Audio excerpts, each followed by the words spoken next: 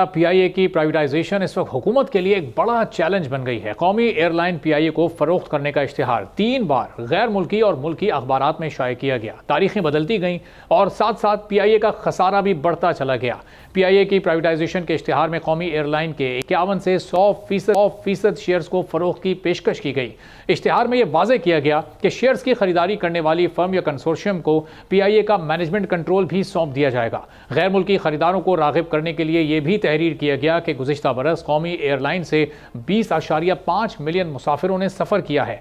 मज़ीद 4 बरस में मुसाफिरों की तादाद में 5% इजाफा भी मुतवक्के है। एयरलाइन हफ्तावार 260 फ्लाइट्स ऑपरेट करती है।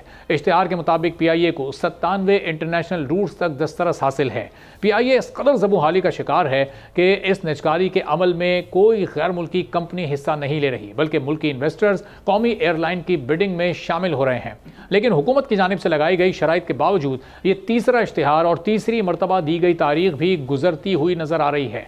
एक खबर के मुताबिक कौमी एयरलाइन पीआईए के खरीदारों ने हुकूमत की शराइत मानने से इनकार कर दिया है। पीआईए की बिडिंग में शामिल कंपनीज $50 करोड़ सरमायाकारी और फ्लीट साइज में इजाफे पर तैयार नहीं है। खरीदारों ने फरोख्त से हासिल पूरी रकम हुकूमत को देने के बजाय दोबारा एयरलाइन में सरमायाकारी के लिए रखने की तजवीज़ दे दी है।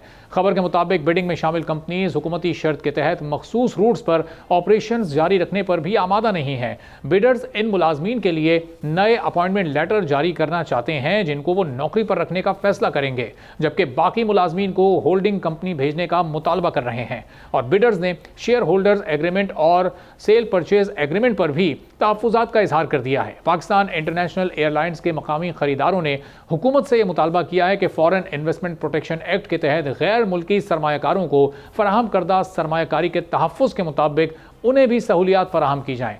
निजकारी कमीशन के ज़राए के मुताबिक मकामी खरीदारों ने हवाई सफ़र, फ्यूल और हवाई जहाज़ की लीजिंग से मुताल्लिक टैक्सेस से मुकम्मल छूट मांग ली है। खरीदारों ने यह यकीन दहानी भी मांगी है कि हुकूमत पीआईए और इससे मुंसलिक कारोबार पर कम अज़ कम 10 साल तक नए टैक्स लगाने से गुरेज करेगी, ताकि गैर मुल्की कैरियर्स के खिलाफ पीआईए कंपटीशन में शामिल हो सके। बिडिंग में शामिल कंपनीज ने एफबीआर पर वाजिबुल अदा टैक्स अदायगियों में 56 अरब रुपए की जिम्मेदारी लेने से भी इनकार कर दिया है और हुकूमत से ये अदायगियां करने का मुतालबा किया गया है। पीआईए निजकारी की बिडिंग में शामिल आरिफ हबीब ग्रुप के चेयरमैन आरिफ हबीब ने पीआईए को खरीदने की ख्वाहिश का इजहार करते हुए कहा कि पीआईए के कंट्रोल को हासिल करने के लिए 75% शेयर्स खरीदने में दिलचस्पी रखते हैं। पर उम्मीद है कि पीआईए की निजकारी अक्टूबर 2024 के पहले हफ्ते तक मुकम्मल हो जाएगी। आरिफ हबीब ने मजीद कहा कि पीआईए के ऑपरेशंस को मौसर बनाने के लिए फ्लीट में कम अज़ कम 20 तैयारे शामिल करने की ज़रूरत होगी। आरिफ हबीब ने इस आज़म का इजहार किया कि मुनासिब स्ट्रेटेजिक इक़दाम से खसारे में चलने वाली पीआईए को मुनाफा बख्श इदारा बनाया जा सकता है। वफाकी वज़ीर कैसर अहमद शेख के मुताबिक इस वक्त हुकूमत के तकरीबन 35,000 अरब रुपए इन वजारतों और इदारों में इन्वेस्ट की सूरत में मौजूद हैं, जो इस सरमायाकारी के बदले में हुकूमत को हर साल औसतन तकरीबन 1,000 अरब रुपए का खसारा बर्दाश्त करना पड़ रहा है। कैसर अहमद शेख के मुताबिक पाकिस्तान के कुल कर्जों का हजम कोई 80,000 अरब रुपए के करीब बनता है। ऐसे में पाकिस्तान क्यों अपना 35,000 अरब एक ऐसी जगह बहा देगा जहां से सरमायाकारी करने से मुनाफे के बजाय खसारा ही खसारा हो।